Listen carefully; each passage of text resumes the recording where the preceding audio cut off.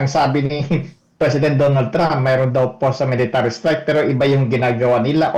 In fact, kararating lang ng Sabado nung dyan sa area ng operation nila, yung 11th Marine Expeditionary Unit, 31st MEU, Marine Expeditionary Unit from Japan. And on the way, ang 11th from San Diego at saka naka-call up na rin ang 82nd Airborne. Itong 82nd Airborne, natatangi ito sa buong armed forces ng US.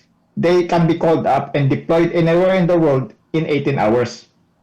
So may talagang build up ng forces ng US. So ibig sabihin po niya na mas lalo po nga tumitindi yung pong tensyon at hindi po ito nadidiscalate po, Sir Denmark, na magkakaroon po ng Hindi, Bobo Frami, kasi titingnan ko ang presyo ng gasolina lang. Kasi key-indicator po dyan yung presyo ng gasolina kasi yan ang lumalabas na sentiment ng investors, pati yung supply. So dito, 5 days ago, nagkarga ako ng gasolina ko, $2.60 ang binayad ko. Ngayong araw, it's $2.75. So ang trend niya talaga pataas. Before the war, February 28, is only $1.70. So hindi buwababa, pataas ng pataas.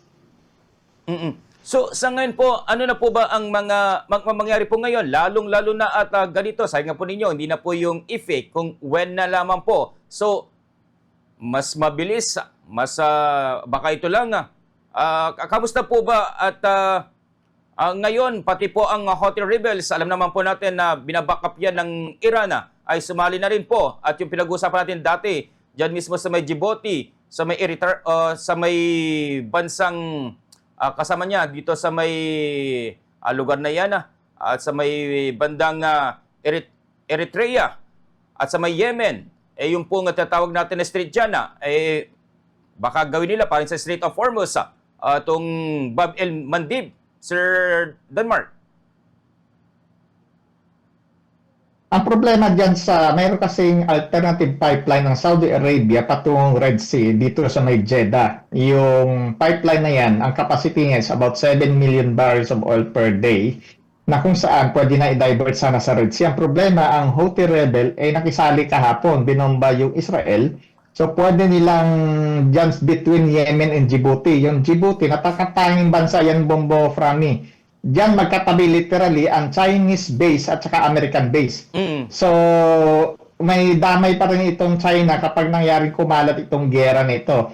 So, natrap pa rin yung oil. So, tama yung sinabi mo kanina na 20% ng langis ay nanggagaling dyan sa Middle East. Mayroon pa tayong 80%. Kaya lang, napakalayo. Galing Texas, America, sa Mexico, sa Norway, or even Angola kung bibili tayo ng langis.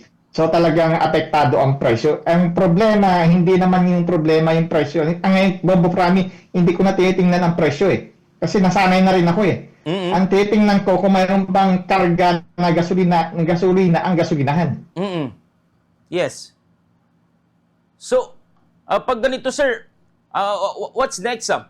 I mean to say, mas lalo po magkakaroon po ng problema tayo at tayo ay mag-aangkat dyan mismo sa iba pang mga oil exporting countries, kagaya dyan sa mismong Southern America or dyan mismo sa Latin America?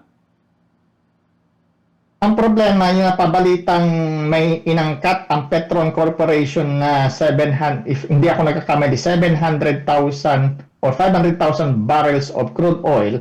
Ang ating capacity is about 180,000 barrels of oil na nag-iisang refinery dyan sa Bataan. So mayroon pa rin tayong problema kahit tambakan mo ng crude oil yan, hindi naman kaagad didiretsuhin sa kotse mo Kasi yung crude it has to be refined. So may problema tayo sa capacity.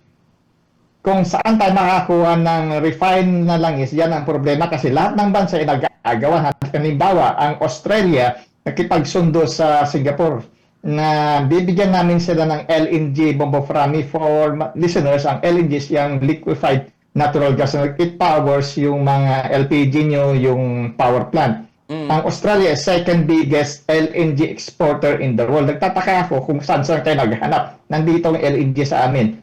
Ang ginawa ng Australia, nakipagkasundo sa Singapore, so supplyan namin sila ng guaranteed LNG. In exchange, bibigyan kami ng refined oil.